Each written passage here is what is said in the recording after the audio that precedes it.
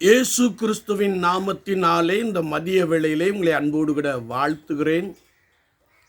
குயவனே என்ற நிகழ்வின் அடிப்படையிலே விலகி போகாதிருங்கள் என்ற வார்த்தையை நாம் தியானித்து கொண்டிருக்கிறோம். இன்றைக்கும் உபாகமத்தின் புஸ்தகம் 11ஆம் அதிகாரம் 16ஆம் வார்த்தையை நாம் வாசிக்கின்ற போது, உங்கள் இருதயம் வஞ்சிக்கப்படாமலும் நீங்கள் வழி விலகி அந்நிய தேவர்களை சேவித்து அவர்களை நமஸ்கரியாமலும் இருக்கும்படி எச்சரிக்கையாயிருங்கள் என்ற ஒரு வசனத்தை நாம் வாசிக்க முடியும். ஆண்டவர் ஆதியிலே எல்லாவற்றையும் படைத்த பின்பு ஒரு அழகான ஏதேன் தோட்டத்தை உண்டு பண்ணி அதிலே ஆதாமையும் ஏவாளையும் கொண்டு போய் வைத்தார் என்று நாம் வார்த்தையிலே வாசிக்கிறோம்.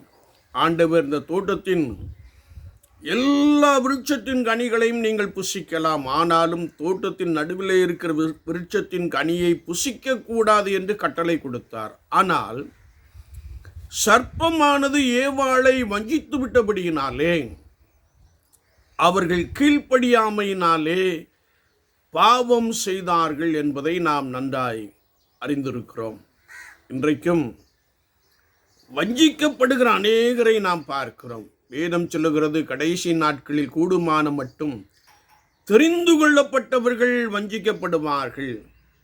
அநேகருடைய இருதயம் வஞ்சிக்கப்பட்டு கிடக்கின்ற காட்சியை நாம் கர்த்தரை ஆராதிக்கின்ற இடத்திலே, கர்த்தருடைய சபையிலே நாம் அதிகமாய் பார்க்க முடியும். எனவே தான் உங்கள் இருதயம் வஞ்சிக்கப்படாமல் நீங்கள் வழி விலகி என்று வேதம் சொல்லுகிறது. என்னை கேட்டுக்கொண்டு இருக்கிற என் அன்பு சகோதரனே, சகோதரியே, ஒருவேளை நான் வஞ்சிக்கப்பட்டு பாபத்திலே கிடக்கிற ஒரு நபராக காணப்படுகிறேனா?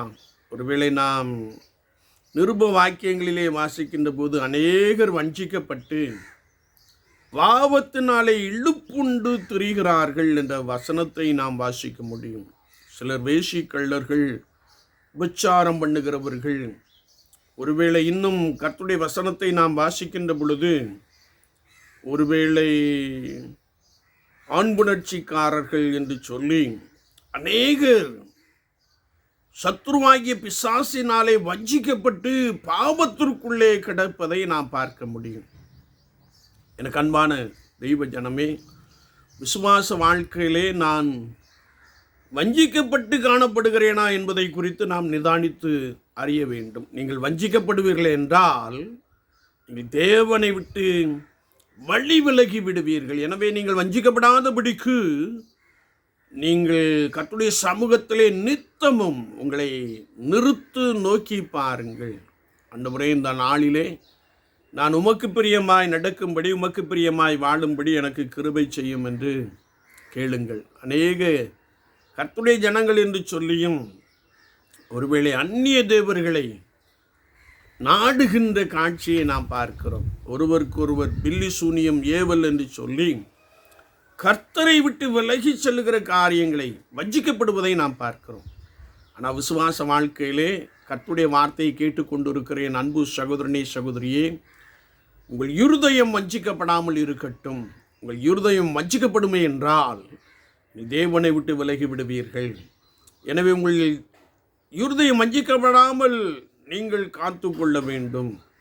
அது மாத்திரமல்ல, கர்த்தருடைய வார்த்தை சொல்கிறது, உங்கள் இருதயம் கர்த்தருக்கேற்ற ஒரு இருதயமாய் காணப்படுகின்ற பொழுது ஆண்டவர் உங்களை பார்த்து சொல்லுவார், தாவீது என் இருதயத்திற்கு ஏற்றவன், எனக்கு சுத்தமானவைகளை செய்வான் என்ற வசனத்தின்படியே உங்களை பார்த்து சொல்லுவார், நீங்கள் கர்த்தருடைய இருதயத்திற்கு ஏற்றவர்கள், கர்த்தருக்கு விருப்பமானவைகளை செய்வீர்கள், கர்த்தருக்கு சுத்தமானவைகளை செய்வீர்கள் என்று சொல்லுவார். எனவே இருதயம் வஞ்சிக்கப்படாமலும் நீங்கள் வழி விலகாமலும் இருங்கள் என்று கர்த்தருடைய வார்த்தை சொல்லுகிறது. வார்த்தையை கேட்போம்.